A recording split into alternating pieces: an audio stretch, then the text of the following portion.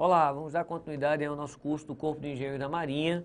Vamos fazer uma questão aqui um pouquinho antiga, uma questão de 2005, que ainda era uma prova aberta, onde a pessoa, o corretor ia corrigir questão por questão tudo que você escreveu. Uma questão envolvendo aquela parte de colisões, que é uma questão praticamente garantida nessas provas, constantemente tem caído esse conteúdo de colisões de forma relativamente simples. Basta que você aí, faça as questões anteriores, pegue a manha, que no instante você, fica craque. Uma molécula de gás que se move em linha reta com uma velocidade constante de 300 metros por segundo choca-se elasticamente com uma outra molécula de mesma massa, dando sequência. Inicialmente, essa segunda é em repouso. Após o choque, a trajetória da primeira partícula vai formar um ângulo de 30 graus com a direção inicial de seu movimento. Determine, então, a velocidade das moléculas após a colisão. Bem, vamos fazer um desenho, porque é fundamental para que a gente possa desenvolver.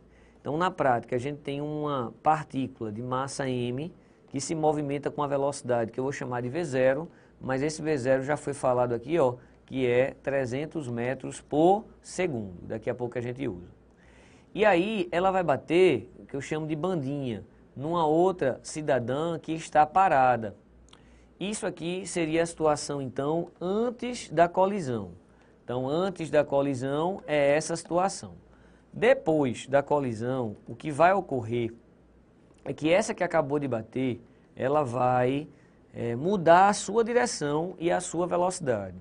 A direção com a direção inicial aqui, a nova velocidade com que essa aqui vai passar a ter, ela forma 30 graus com a direção inicial. Então, isso aqui é um certo V1. E essa aqui que acabou de receber a porrada, ela vai embora com uma outra velocidade que eu vou chamar de V2. Esse ângulo, em tese, é um ângulo desconhecido. Mas essa é a situação depois, e o que a gente sabe é que a colisão ela é elástica. E a colisão elástica, ela conserva a energia. E toda colisão, elástica, parcialmente elástica ou inelástica, a gente sempre diz que a quantidade de movimento antes é igual à quantidade de movimento depois. Você tem que ter um pequeno cuidado, porque, em tese, você teria que fazer isso vetorialmente. Só quando está em uma direção é que você determina que a quantidade de movimento para um lado é positivo e para o outro é negativo. Mas, nesse caso aqui, não é uma direção, é uma colisão oblíqua. Então, a gente tem que dividir essa conservação da quantidade de movimento, a gente vai fazer na direção X e na direção Y. Então, esse jogo aí tem que ter um pouquinho de cuidado. Então, vamos definir, isso aqui é meu eixo X, vou dizer que inicialmente essa partícula está com velocidade apenas na direção X e isso aqui é o nosso Y, ok? Então, essa velocidade V1, ela tem duas componentes. Essa velocidade V1, ela tem uma componente X, vou chamar de V1x, e ao mesmo tempo ela tem uma componente Y, V1y, formando o quê? 30 graus. É fundamental que a gente faça a decomposição aqui. Então esse V1x, ele é o V1 vezes o cosseno de 30, e esse nosso V1y, ele é o V1 vezes o seno de 30, ok? Guarda essa informação. A gente não sabe o valor de V1, mas a gente sabe o cosseno de 30 e o seno de 30. De maneira análoga, esse cidadão aqui, que é o V2, ele também tem duas componentes. Só que eu não sei quem é o ângulo, mas eu vou dizer que ele tem um V2x e ao mesmo tempo ele tem um V2y. E aí o sisteminha aqui de decomposição, esse V2x, ele é o V2 desconhecido, multiplicado pelo cosseno de θ, e esse V2y, ele é o V2 vezes o seno de θ. Guarda aí, tá? Então, vamos usar essa expressão. Quantidade de movimento antes é igual a quantidade de movimento depois. Então, só que essa expressão, como a gente está falando, é uma expressão vetorial, tá? Então, expressão vetorial, a gente vai lembrar que ao longo do eixo X, a gente usa o vetor I, o versor I, é um versor unitário na direção de X, no sentido positivo de X, e a gente vai ter o nosso versor J, que está na direção de Y, é um vetor unitário também. Então, a gente vai usar essas grandezas aqui, I e J. Então, a quantidade de movimento antes da colisão é esse sujeito que está se movimentando na direção x. Então, a quantidade de movimento é o m v0 na direção y. Segura aí. Depois, a gente tem o seguinte. A gente tem a massa do cidadão vezes a velocidade v1, mais a massa do outro cidadão, que é m também, vezes a velocidade v2. Quantidade de movimento final depois. Só que esse v1, como a gente já começou, então eu já posso cancelar aqui, ó. M em tudo que é lugar já foi embora. Então eu tenho um v0 que vale 300 na direção y, mas quem é esse v1? Esse v1 aqui, ele é a soma de v1x mais v1y. Beleza, então é v1x na direção y mais v1y na direção j. Esse é o nosso v1. Beleza, e quem é o nosso v2? O nosso v2, ele é o v2x na direção y, mais, perceba que o v2y na direção j, se eu definir j para cima positivo, ele vai estar para baixo, então ele vai ser negativo, né? Menos o v2y na direção j. E aí, professor, como é que a gente pode desenvolver? Meu irmão, tem que fazer um pouquinho de mais conta, né? Quem é o v1x, que a gente começou, mas não terminou? Esse v1x é v1 cosseno de 30. v1 cosseno de 30, lembra que é raiz de 3 sobre 2. Então, daqui a pouco a gente vai substituir isso. E quem é o v2x, que a gente vai precisar também? O v2x é o v2, mas o cosseno a gente não sabe. É cosseno de θ mesmo, hein? Guarda essa informação. Tem 4 informações para a gente colocar. V1y, ele é V1 vezes quem mesmo? Vezes o seno de 30, que vale o quê? 1 meio. E o V2y, ele é em módulo o V2, vamos corrigir aqui, V2, vezes o V2y, seno de θ. Seno de θ. Guarda. E agora a gente vai jogar todo esse pacote aqui, ó. Então a gente tem V0 na direção y. Quem é V1x? V1x é V1 que multiplica a raiz de 3 sobre 2. Isso tudo na direção y. Mais V1y é V1 sobre 2. Mais é V1 sobre 2. Em qual direção? Na direção j. Guarda. E aqui a gente tem o V2x. Quem é o V2x? É o V2 cosseno na direção y, e o V2y, V2 vezes o seno na direção j. Então, a gente vai igualar agora, vai chegar a duas equações. Quem é que está na direção y? Antes é só V0. E depois? Depois, na direção y, a gente vai ter essa equação. V1 raiz de 3 sobre 2, somado com V2 vezes o cosseno. Guarda.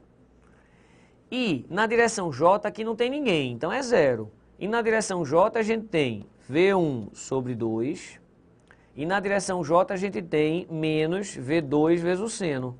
Então a gente pode obter, se passar isso para lá, ó, que V2 vezes o seno é igual a V1 sobre 2. Guarda essa informação, ok? Guarda.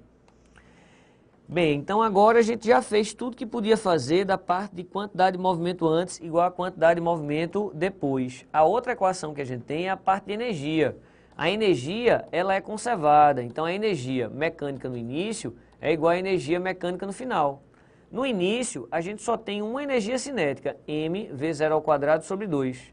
E no final, a gente tem a energia cinética de um deles, mais a energia cinética do outro. E aí a gente tem que lembrar que as massas são todas iguais. E 2 tem em tudo que é lugar. Então a gente está obtendo aqui o v0 ao quadrado é o v1 ao quadrado mais o v2 ao quadrado. Massa, essa é a terceira equação. Então, em tese, a gente já tem tudo para resolver. Então, agora é a gente trabalhar para conseguir isso, mas já tem tudo para resolver. Mas é importante que você visualize isso aqui, ó. Isso aqui, na prática, é um teorema de Pitágoras, onde esse V0 representa a hipotenusa. Então, pense assim, ó, eu tenho aqui o velocidade V1 que a gente tinha desenhado, eu tenho aqui a velocidade, ó, V2, e nessa questão em particular, esse cidadão aqui, ó, que representa a hipotenusa, é o nosso V0. Mas o grande lance disso, se você não percebeu ainda, é que a gente na prática está conseguindo provar que entre V1 e V2 tem que formar um ângulo de 90.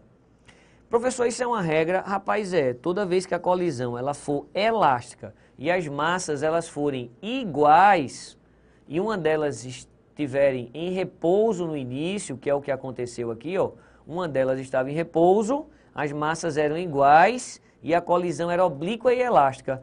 Então a soma desses ângulos aqui, para que V1 e V2 sejam perpendiculares, que é o que a gente acabou de provar, a soma dos ângulos tem que dar 90. Então se ele já tinha falado que essa velocidade entre V0 e V1 foi 30 graus, que eu tinha colocado aqui, ó, 30 graus, então para formar 90, é claro que aqui é 60. Então com essa expressão, com essa sacada, a gente já economiza um tempo e já descobre que esse outro ângulo é 60, já que isso aqui tinha sido fornecido 30.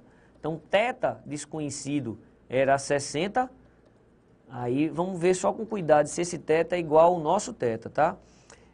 Esse θ aqui é o ângulo entre a horizontal, na nossa questão, e o V2. Vamos ver o que é que a gente tinha anotado? É isso mesmo, entre a horizontal e o V2, 60 graus. Foi assim que a gente colocou. Aí já descobrindo o valor desse θ, que é 60 graus, a gente pode, por exemplo, jogar aqui, ó, para achar a relação entre V1 e V2. Então, para achar a relação entre V1 e V2, eu vou copiar essa expressão. V2 vezes o seno de θ é igual a V1 sobre 2. V2, cadê o seno? É o seno de 60, que vale raiz de 3 sobre 2. É V1 sobre 2. Então, cancela isso aqui. Então, a gente vai ter ó, que o nosso V1, ele vale V2 raiz de 3. Guarda essa informação. V1 é igual a V2 raiz de 3. Pronto, agora a gente vai jogar na outra expressão que a gente tem. Tá aqui, ó, vou copiar ela. V0 igual a V1 raiz de 3 sobre 2. V0 igual V1 raiz de 3 sobre 2. Voltando, mais V2 cosseno, certo? Mais V2 cosseno, que eu sei que é de 60. Beleza. E a expressão que a gente acabou de calcular foi que V1 vale V2 raiz de 3. V1 é igual a V2 raiz de 3. Bem, então no lugar de V1, a gente coloca V2 raiz de 3. Então vou colocar aqui, ó, V2 raiz de 3 é o próprio V1. Vezes raiz de 3 sobre 2. V2 continua V2 e o cosseno de 60 a gente sabe que é 1 meio. Raiz de 3 vezes raiz de 3, a gente já sabe que é raiz de 9, que é 3. 3 dividido por 2 é 1,5 V2. E aqui tem 0,5 V2. Logo a gente está descobrindo ó, que 1,5 mais 0,5, 2V2. E esse V0, desde o início, nós sabíamos que era 300. Se 300 vale 2V2, é porque o nosso V2, nesse caso, vale 150 metros por segundo. Consequentemente, o nosso V1 é 150, o quê? Raiz de 3 metros por segundo. Então, a gente acabou de achar as duas velocidades após as colisões e acabamos de achar o ângulo através desse Pitágoras sacação. Muito bem, então a gente resolveu tudo. A gente botou para torar. Determine as velocidades da molécula após o choque. Tudo resolvido. V1, V2 e o ângulo. Com isso a gente encerra a nossa questão de colisão. Beleza? Bem caprichado.